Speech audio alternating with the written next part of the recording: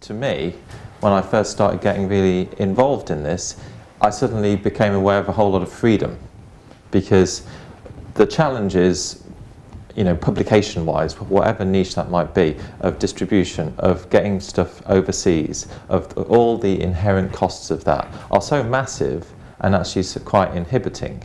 And what's been going on is publishers, no matter whether it's, you know, brochure type stuff or magazines, books, we've been thinking, okay, this has got to go onto a digital platform now. And you know, what we end up with, or what I've seen a lot of people ending up with, is going, well, okay, I've got this InDesign document or whatever that might be initially, and you know, it looks kind of like this. It's, you know, a bunch of pages, and this is what I've got. Now this could go on for 100 pages, 200 pages, or it could be an 8-page brochure. You know, do you try to tell the world about a product or a service or some training or whatever? So the first thing to say to you about this is it's all-encompassing. You can apply this system to whatever little bit or bit of knowledge or understanding you want to get out there. But people, and some of the, you know, the big publishers are guilty of it, is saying, well, there it is, stick it on a device, Bob's your uncle. And I've actually seen a magazine being looked at on an iPad, somebody on the train actually, and even the print crop marks were still there in the corners, because it was some system that's just like, well, there you go, digital's done. Great. Now that is not what it is all about, because, as Richard said, we need to engage. Now, it is incredibly easy within the Aquafadas solution to start from that system of saying, right, well, this is what I want to replicate on an iPad, for example. And you can just, you know, as I'll show you in a moment, 2 clicks and you're there. But we really need to go beyond that. And one of the other challenges is when we say we want to go beyond that, internally in a company or an organisation, you start thinking, well, who's going to do it? Is Jim going to do it? Is Jim going to sort out some video for that? Or is Jim going to do some animations? Or is it somebody else? And they go, well, you know, my job is not doing that, is it?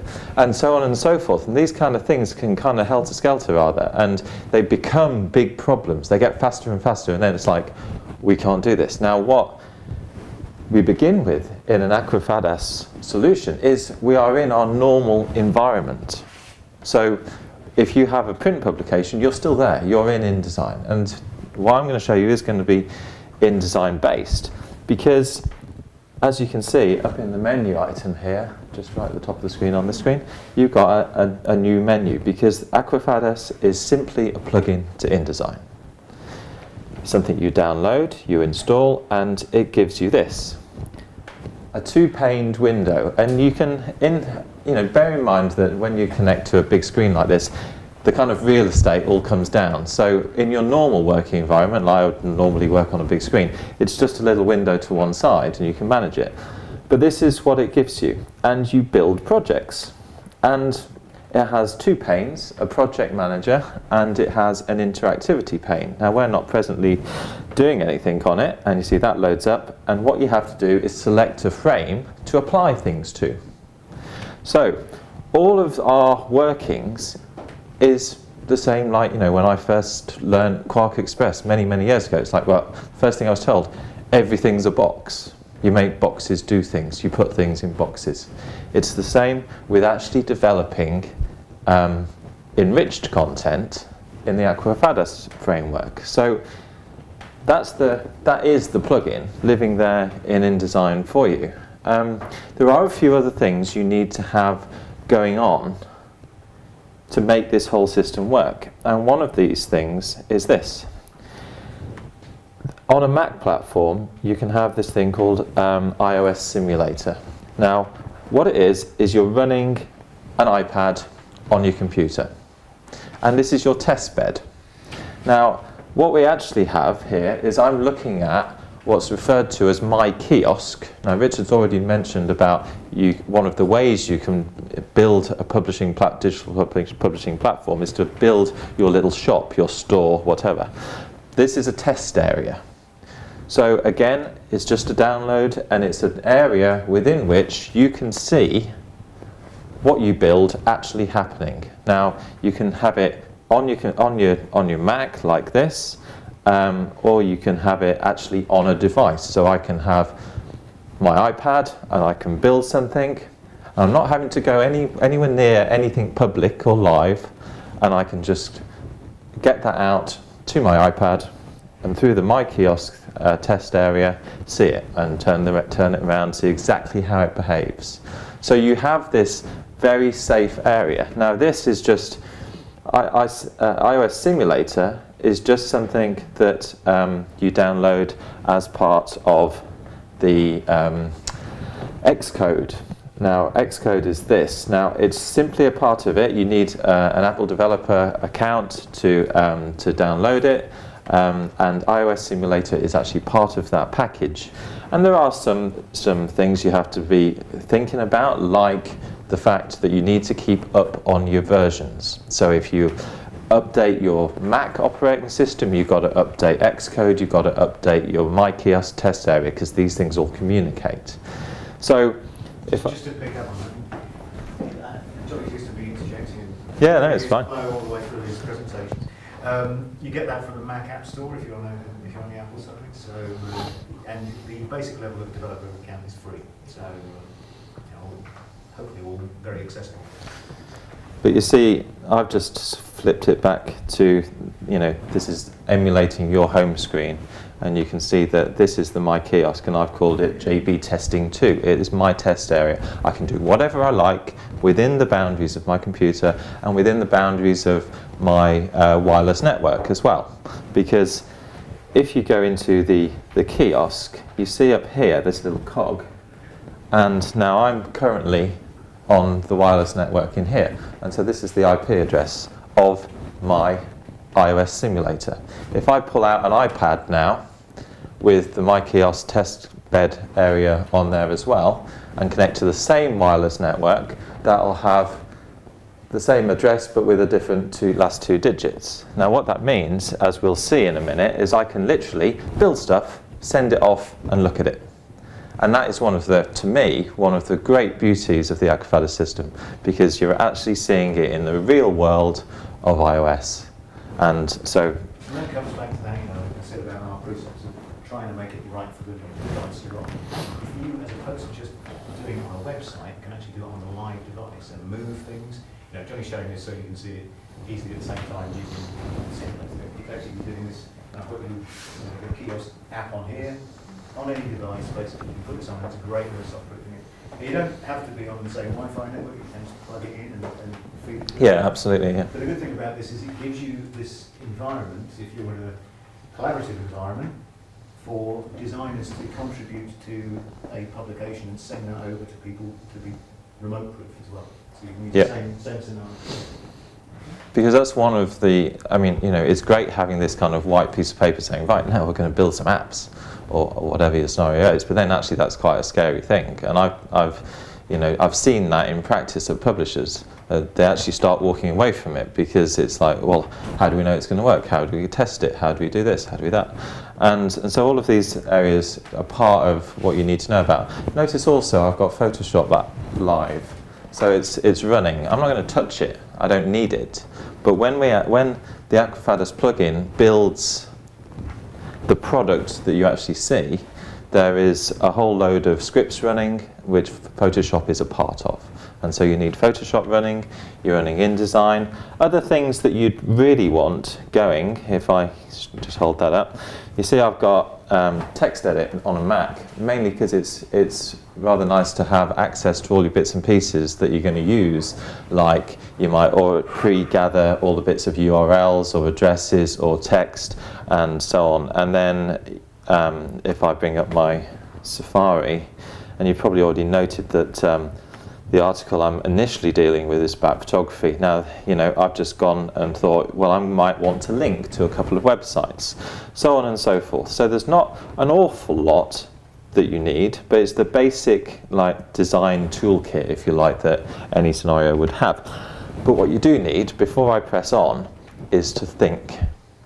you've got to stop and think, what do I want to achieve?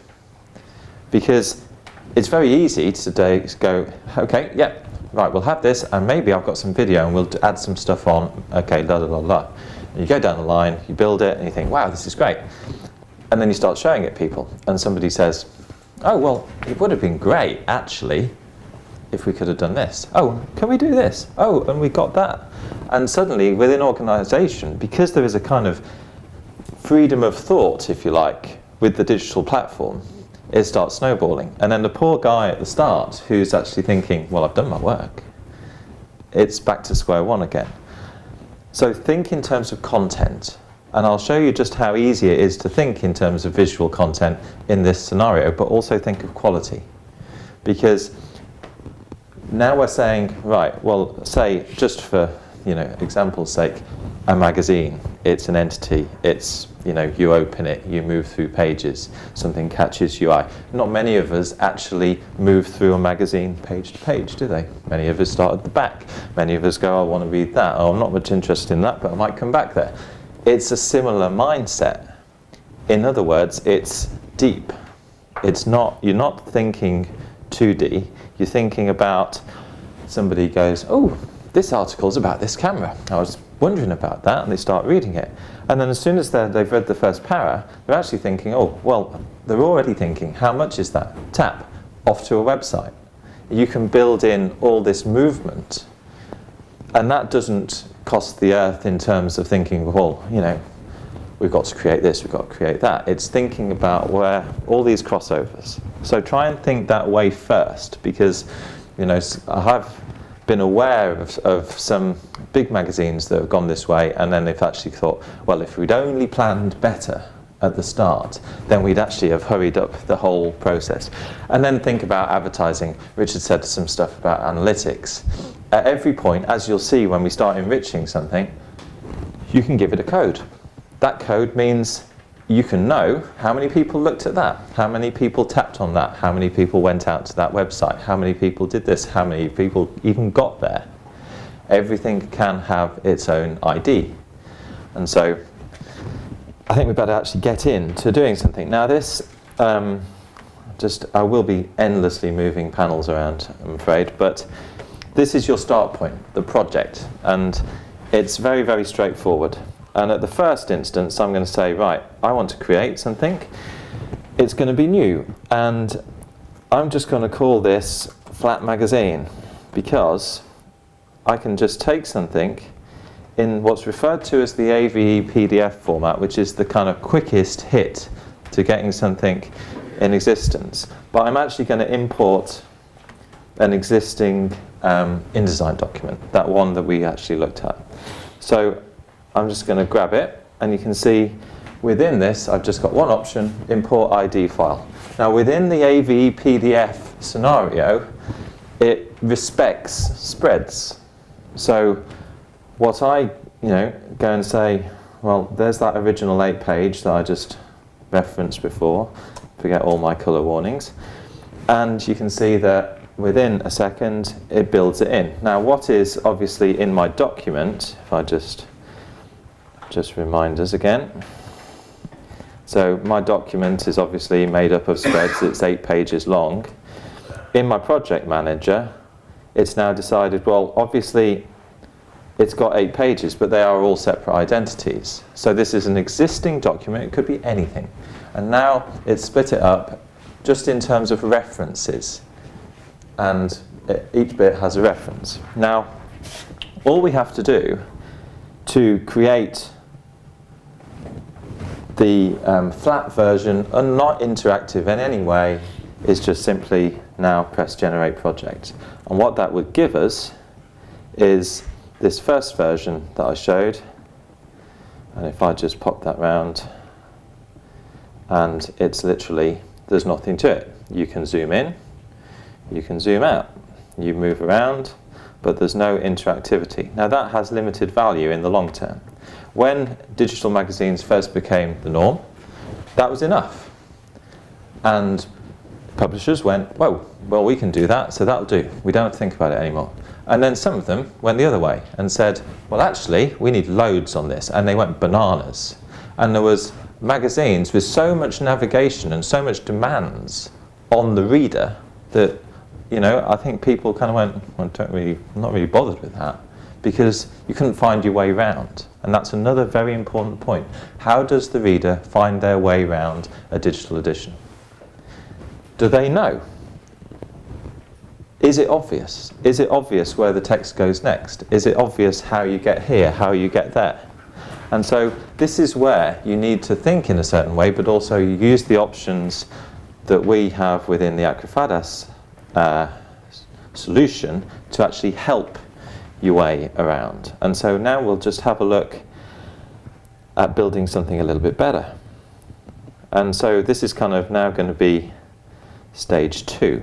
So in your project manager, again, I'm just going to make something, and I'll just call this Enriched Magazine.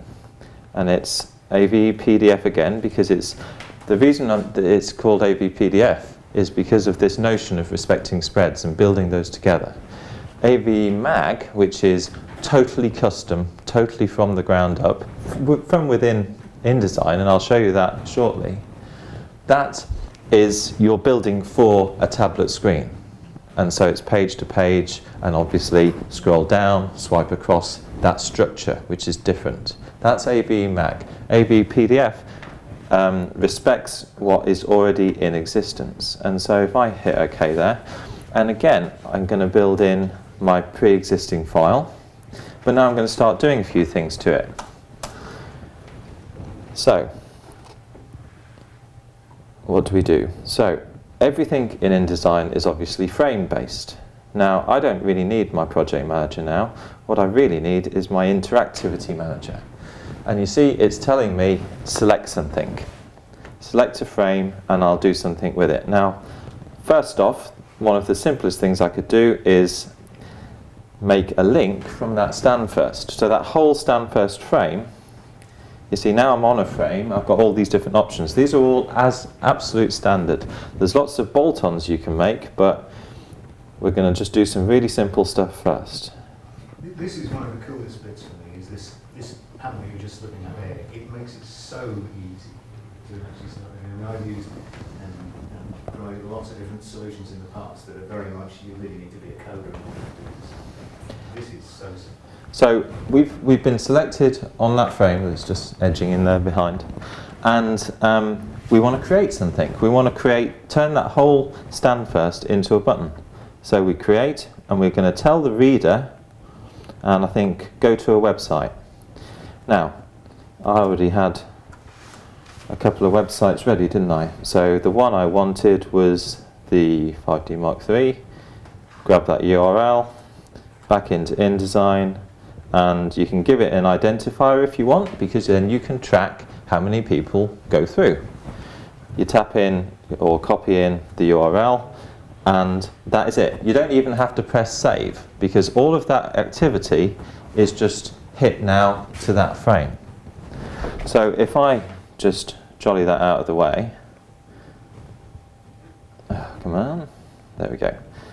And I can move on to another frame. I can do something different. Now, one of the obvious things that is open to pretty much anyone is that's a static picture. Fine in print, but let's turn that into a slideshow. It's very, think of it a batch of product shots. Just make it into a slideshow. How easy is that? Well, you clicked on the frame, so it's obviously highlighted, and unsurprisingly, slideshow.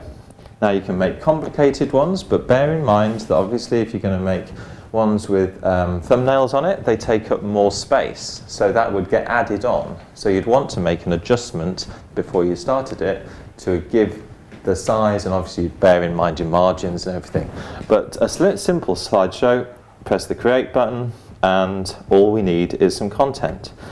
So you notice that this now has an item name. Everything becomes part of a whole system which is identified. We need some content in it, so we need some files, and I've just happened to have a load of images knocking around. So assets, I think it was in. Where have they gone? Oh, product images. Can't read my own writing, can I? So, grab a bunch of files, just like that, open, and you'll see them all populate down here. So they're now populating. We can adjust the crops, we can do all sorts of things. Now, notice, we can build in further interaction. We can enable the user to tap on it and go into see it in full screen. We can enable them to scroll through or allow controls. And then if we just hit the slideshow tab, we enable it, and we can make it fast or we can make it slow. It's, you know, as simple as that. Swipe or fade, and that is now going to do its thing. So we're going to have a slideshow there. Now that is obviously now just a placeholder. You can actually have nothing there at all. You don't actually have to have something sitting there. We've got that that's going off to an external web link. But what about reading? And this kind of really hits our ideas of training. Wouldn't it be great if we could control the reader or guide the reader in some way? So that when they zoomed in, we zoomed to here, and then it moved through, all the way through the article, to take us through the information that we're trying to actually give out. Well, you can, because notice that we've got this thing called Smart. So you hit that Smart key, and it's best to give it a name of some description. And you see, this is going to be our smart reading kind of guide through. So that little arrow on the left there, you now hit this, and you're now in smart reading selection mode. Now, this is where it's going to be slightly difficult. Just going to have to make myself some space. So, all we do... This big in real life. Yeah. I'm just going to have to try and... There we go, drag this out of the way. So the first one I want them to go to is there. Yeah, and you can see that behind here it's listed it. And then what's the next frame I want to go to? I'm going to go this one, and then I'm going to go to that one. And you literally work through the article, clicking on the frames in the order that you want it to go to. They can be box outs, they can be pictures, they can be captions, it can go anywhere you like. I'm not going to work through. But you can see this is where it's appearing. So I press done, and this is the solution, if you like, frame by frame in InDesign of how I want the process of the reader to move through the article. Now, each one you can bin it, you can change the order, you can do all sorts of stuff, and also notice actions on tap. Everything that we do, all the enrichments that we make, can have actions like reader actions, like going out to a website, like send an email, like fill out this form. All these kind of things can have tap actions built on top of them. So you're generating multiple layers of a reader understanding and also interaction, because this is what is more important than anything else, is the reader interacts with the content. And it doesn't matter what the content is, if the reader is interacting, then they are doing more. They are getting involved in your brand, in your product. And that is where the digital environment builds kind of beyond the print environment. Because, you know, the fact is, advertising within print is largely scattergun. You might say, right, I am Mr. BMW and I want to advertise this new car, so where am I going to put the adverts? And yes, you've got circulation figures, ABCs, lifestyle analysis, etc., etc., etc. But with this, I can go, well, maybe I could build a little button here saying, you know, click for specifications, and that takes me through to a reseller's website where I can read all about that and buy it. The ability to see how many people actually did that and went to that place is far more intensive advertising experience than any print publication is going to provide. So just that one thing is, you know, takes us to a kind of different kind of realm, really. Now, let's just, another very simple thing that you can do, if we go back up to the start of this article, a picture. Wouldn't it be great if, you know, we could offer an extra experience with this picture, a little bit more. So you hit the picture button. And these are the things that we can do with it. We can say enable full screen. And that means on a double click or a double tap, that'll now pop up and fill the screen. It's just a little bit of extra experience, all of these things. And then I mentioned before a little bit about moving around. Moving around is quite important. Note that I've got a little navigator here. In other words, the article carries on. I must impress on you that you must not expect the reader to know what to do. Whether it is moving down, whether it is going to the right. Try and take them on a journey. There is, as I said, two ends of the spectrum. The digital publication or experience that does nothing at all, and it's flat, and then it's like, okay, I'm done with that, forgotten about. The enriched one may be super enriched, and then it's so complicated that you've gone there, and is there more down there? Is there more over here? I don't know. How do I get back home? How do I get back to the start?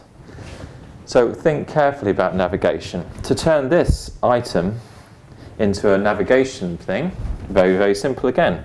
Make a button. Create that button. I want to tell the reader when they tap that button to go to a page.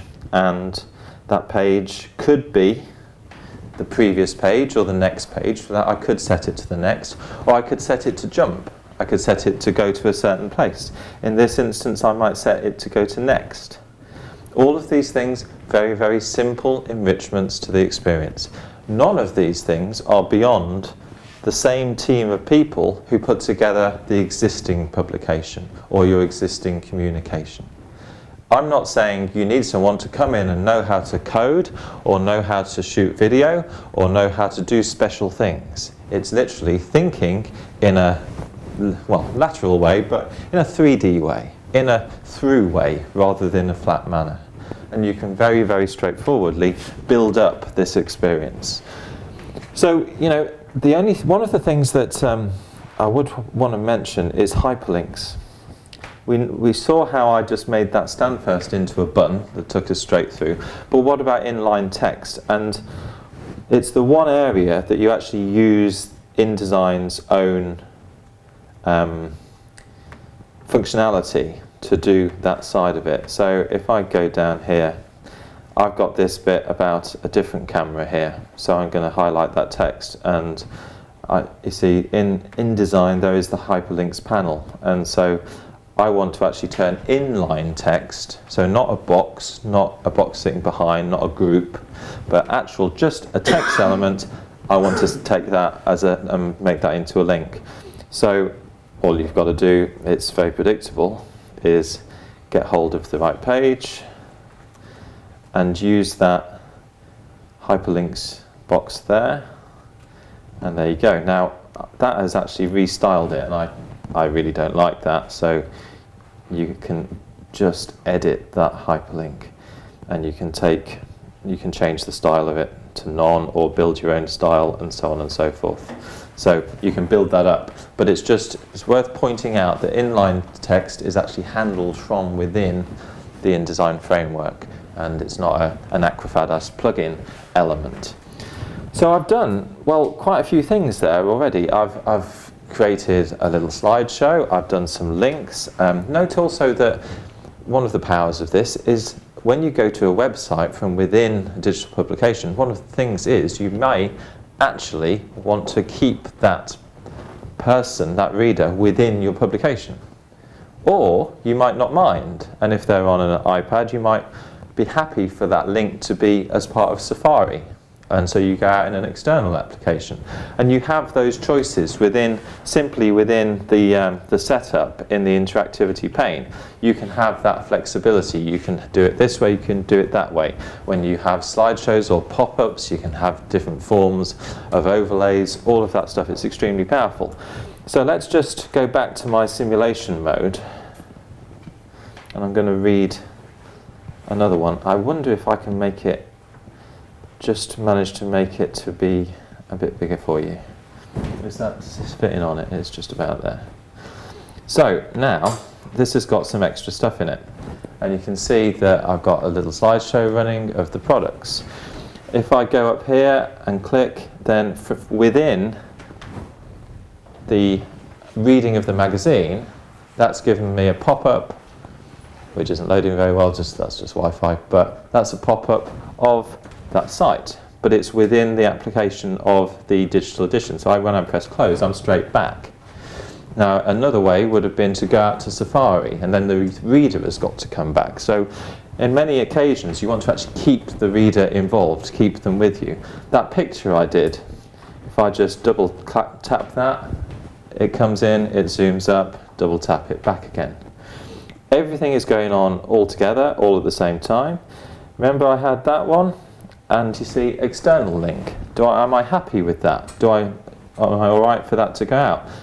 Now this has obviously been within iOS, and that's not wanting me to do that very much. And I'm just going to go back home. See, that's a very good example, in fact, of what not to do. You don't really want to be going out to external software. A little entity I didn't actually produce when I showed it to you, but drawing people to a specific place.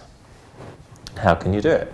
People say, oh, add some animation. And many a production manager or like somebody who counts the pennies will be going, oh dear, that's another thing we've got to pay for, another cost to doing this digital edition. Well, that's a series of square red boxes made into a slideshow. So obviously I've got, if I show you the files actually, that would be quite helpful. So if I just bring this up, and I'll show you where these are living. See these boxes there? Yeah, that's what they're doing. It's 5 files, they do that. In here, with a little timing, it could do with being quicker really, couldn't it? But you can imagine what you can do very simply. You could have it to create a little flash. It's very easy to create little animated GIFs within Photoshop. It's very easy to do all of that stuff, and you can make extra places. Here, just to butt in for one yeah. second, from the Dreamtek point of view, I suppose the financial side. If you did want to do it, you do anything more exciting and sexy, then we also offer services, and we can start HTML coders and web designers, etc. We could do that for you. So, yeah. Or better. Well, yeah, it's only an example point. You can pay us to do that as well if you want. Obviously, the option here is for you guys to have existing stuff in terms of what you can use to do this. And obviously up here I've put in a little go-to button that just flips you straight to another part of the article. But one of the key things I think about this solution is what's referred to as guided reading, and how I built it was with that smart reading button. Because if I zoom in to click here, you see now what I've got this special little environment. It's a place where everything else is still going on. There's a little kind of screen overlay to show you that you're now in a guided reading environment. You can adjust the zoom, you can go back and forth, you can go back to the start, but you can see how it operates, and it takes you through the article in a really slick way. And you saw that I built that in a couple of seconds. It's very easy to do. Now that was actually that is fully customizable. You can go to picture elements, captions, boxes, doesn't matter. And it's putting you as the, if you like, digital editor in control of a flow of learning or understanding or just enjoyment. Did you want to? Yeah, you could tell I was gagging to jump in. This is very similar to the reflow process I mentioned earlier on as well, where you can actually press and hold and just zoom into the specific area of text. So that's another way of doing this. But either way, both of these make it more approachable to look at articles on smaller devices, for instance. But in particular, as I think I mentioned earlier on, in a learning environment or an environment where you want people to follow through a specific path, this is great. Oh, and also, also, if you use we've got this, I mentioned the cloud-based automated system for taking, for instance, PDFs and dropping them into and doing essentially what we're doing here. That will also, you can also automatically allow articles to be smart have smart reading implemented. Usually it works very well. I mean, but you've got the opportunity to go back in and say, oh, hang on a minute, automatically this has gone from my first paragraph there to the image, as opposed to wanting to go to the second paragraph, because it's not infallible. You can then just update that as shown with the, where you can just restructure the listing of the flow, basically. It's important to also mention regarding the cloud-based side, what that actually offers is just you upload finished PDFs, but you can actually enrich that within the cloud-based environment as well. Now, obviously from within design, I've got, maybe more control and I can be working on it in a particular way, but you can automate this kind of back-end process and just build stuff on top of it as well. But since time is ticking on, I'm going to just move and show you the very kind of top end in a very cut down manner, but a build from scratch, because what we've looked at is in some way bringing the brochure or magazine or book environment into a digital viewing area and using area, and we've done lots of different things. We've enriched the experience of the reader. Now we can actually say, I'm starting from scratch. I haven't got a pre-existing InDesign document or pre-existing PDFs. This is actually something totally new, or it can be a combination of two. So for instance, I could say, well, I've got this great piece that was in this magazine, but I want to turn it into a kind of app experience, and I want to build on a front end, have the bit in the middle, and build on a back end. And so you can actually bring the two together, or you can just do everything from scratch. And that is what the AVE Mag is all about. It's a different experience, because in this, we've got this whole notion of zoom in and out. You get that with the PDF magazine type experience. Notice also that if you go out to an eBook, then that is different, because it's built in a slightly different way. The idea of an eBook is you build for the spread of the iPad, and it's all immediate. You're not expecting to zoom into text. It should be there, and it's read, one-to-one, if you like. And the project structure, when you come to start doing it from scratch, is also, marginally different. Again, I'm just going to press a little plus button. I actually need to just get rid of the document that is open, so just let me take that out. It's the same when you choose whether you want to go use an e-book versus a magazine style enriched PDF or a magazine style app. And it's also where you can choose different formats, so if you've got different size dimensions you're going to be aiming for. So on the Apple side of things, that's not such a problem, because if you choose the Retina version of your production, you're choosing, there's only a couple of options there, basically predominantly Retina based, between the size you're going to be aiming for nowadays. In the Google world, in the Android world, it's obviously a smorgasbord of lots of different types of size of device.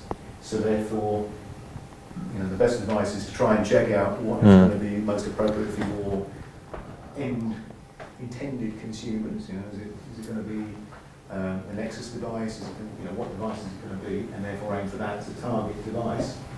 But you would potentially get maybe a letterbox effect on other devices, basically.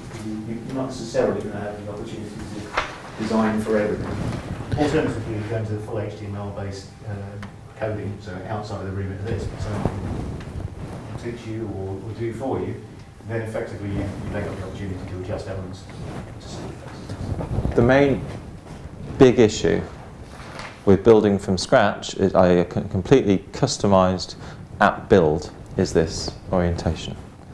We're very used to the notion of an iPad being this way around or in landscape format. And it's that redraw which, with the full AVE Mag solution, puts, to quote a TV show, the power is in your hands. You can choose to go one or the other, but it makes no sense, because the whole point of this is that you have accurate redraw and you design for both sides. And I'll show you how that's done. once I've just discussed the project pane with you a little bit. Now, you've got three options now. You can start from scratch, import an InDesign file, but note that that will not support spreads. It'll just bring everything in as one page and then another page, because now we're building for, if multiple pages are in an article, then that is obviously an up and down movement when you use it on a tablet or on a phone. If you're moving from story to story, as in multiple articles, which we'll see in a minute, then you swipe right to left. So that's the structure of it. You can save out templates, because clearly, if you want to build one specifically for a Retina iPad, one for another device, and publish those separately, then you don't want to do it all again. And because everything is within InDesign, it uses all the normal tools and ways of doing things. So if I just hit the new button here, then I get a new document. So I'll just call that full one. And you can see some others I've just been doing, sitting there in the file list. And so that now becomes, when it just pulls in, this is an article. And this left to right idea is quite important to kind of get into. So the overall project has articles within it. Each article may have pages within it. Articles go left to right, pages go up and down. So if you have more than one page on your InDesign document, then that will create a movement up and down. If you have more than one article in your project, you swipe left to right, and clearly all of those abilities are at every level within it. So this is why the build from scratch, this custom working, is very different. And the fact that you have to be building, as you can see here, initially, now we haven't been to portrait orientation yet, so that's why that is kind of blank. And this is currently just a white box, nothing on it. So we actually build for the two environments. And that's quite important, because it's not an automated process. It's automated for content, but not position. So you build one of them, put all your content on there, that will then be appearing on both, and then you go to the other side of it and make adjustments. Why do we make adjustments? Well, let's just do something very, very simple, just to start with. And I'll just zoom back a little bit so that I'm just going to grab a shape. Now notice, just like with print, you need to assume a bleed area, because otherwise you will reluctantly realize that you actually have, a white edge or whatever. So just like InDesign would work. Now all I'm going to do here is, I'm currently working in landscape orientation. I'm going to grab a box and just going to put a square on here. I'm going to try and work as fast as I can, just so that you don't get bored watching me. So I'm just going to do a couple of screens, but I'm going to pop a logo in here. And then what I'd really like on my front page of the app is some video. How difficult can it be? Well, not very difficult at all. Just sitting in here, I draw a box. And I'm actually going to have a picture in here because I want to, and that just happens to be a grab from the video. And so all of this just works in the normal way that you'd be totally used to. And then I need to tag a video to that, so I need to go to my interactivity pane, hit movie, and then I need to find the file. Now I've got those files over here. Just grab that first one. And then you can see that you've got some capability to either allow the user to be involved or just loop it and autoplay. That's what I'm going to go for. And that's it. That's my video. Sorted. It's going to, as soon as you go into the app, it's going to start playing. It's going to loop. It's sitting there. But what about when it's the other way around?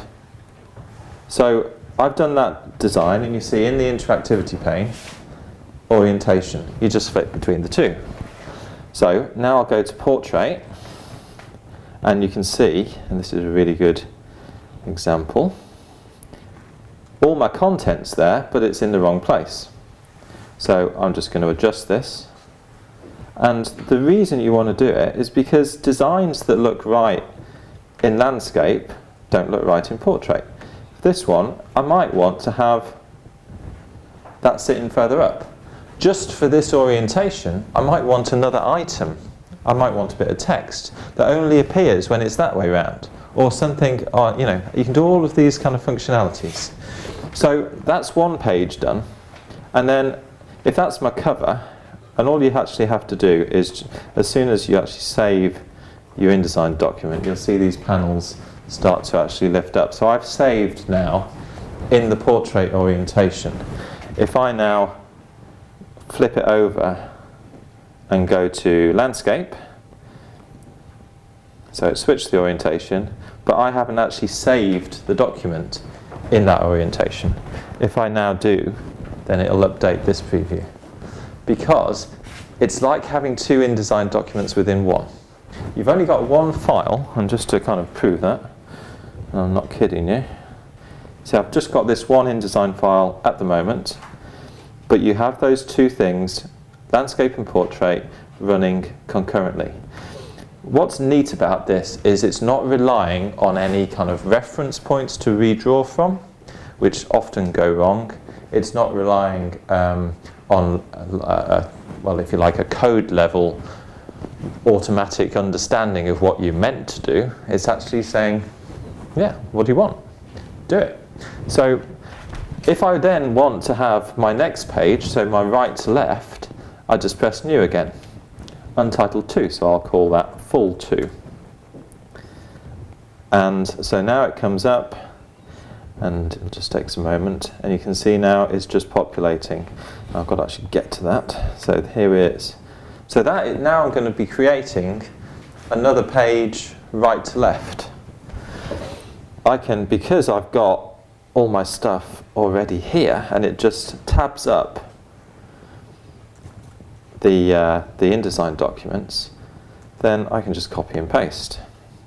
And you know, if I just grab that, and then I'm going to, what I think I'll do, just because it's nice to show the different placings that you might want to have. So I'm going to put, this is a bit of a Delia Smith, I admit.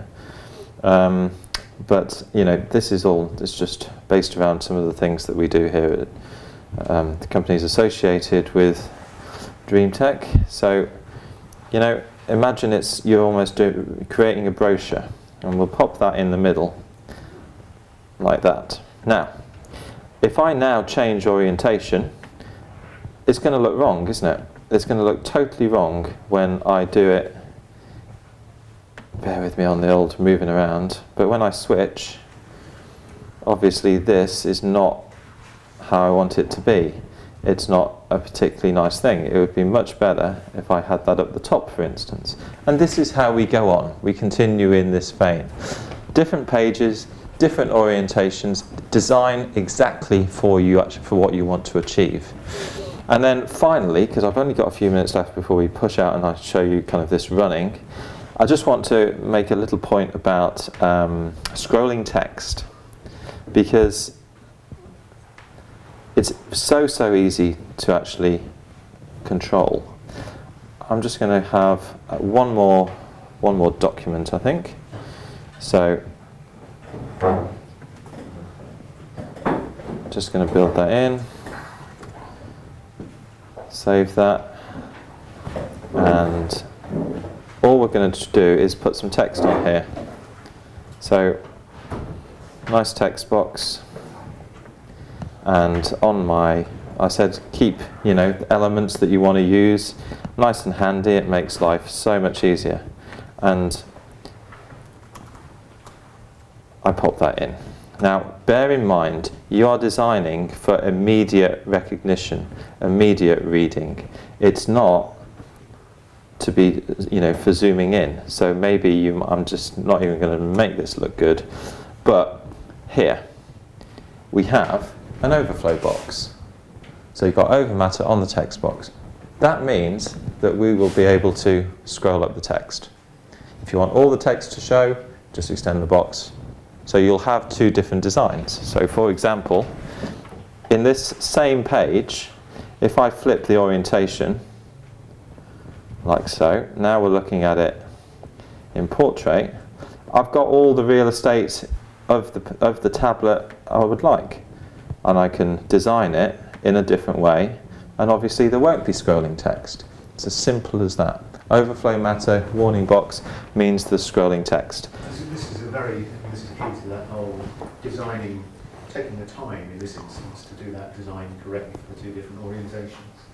As opposed to, we could have done what Jonathan showed originally, just chuck it in as a PDF and look away it goes, and try and sync some of that up. Here we've got that capability of really bespoking it. And you can combine the two as well, because the other element, the cloud-based service now allows you to open the PDF into InDesign, and therefore you can go back in and specifically for key elements that you want to enrich. You can, for instance, adverts being a classic example. Yeah. You can then start working on those. So, I'll just give it a bit of sound. Yeah, it's going to play ball. But so this is our little item, and if I'm just not going to be able to show it in that scale. Just if I come back one. So this is obviously. There's your video running. Next page, I popped in another video there in exactly the same way. Change the orientation, it's different design, same content. Move on, next bit. This, I just want to show you it because it's one of the lovely bits. We're talking about 3D understanding of taking on content. We have one screen on an iPad, but we can actually build on top of it like this. You can do it in various ways. You could have drawers coming in from the side or from the bottom, or you can have overlays. And in this one that I built, these are just price lists. And I tap here, and I've got a PDF, which doesn't need redesigning, could be any PDF that already exists for some in-depth information. And I've just done an overlay here. It's not just, you can control the size of it, etc., but you can zoom into it as well. And you can zoom out of it, you can navigate your way through it. You click off, and you're back into it. A different price list, a different country. In other words, we've got this deep ability to give layers of material, of information, within one layer. And so, again, you're never thinking, because somebody said to me, oh, does the price change depending on how long it is?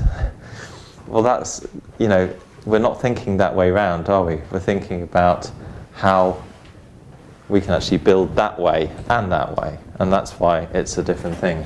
So hopefully, through that, I realised that was a bit rapid, but I hope it's given you some idea of the functionality and how easy it actually is to move from this, maybe you're thinking, I know we've got to do this, but how? And I hope that showed you that it's quite possible and quite easy to not only do in practical sense, but staff as well. Or, you're thinking, well, maybe digital editions was something you just kind of wanted to get a fast track through, and you think, oh, well, we'd just get rid of it as quick as possible. And you can see that through the last couple of hours that there is a higher level. There is something that you can get distribution from, new markets, places and people for your product, or information that you would never have been able to touch in traditional ways. So yeah, I think that probably wraps it up.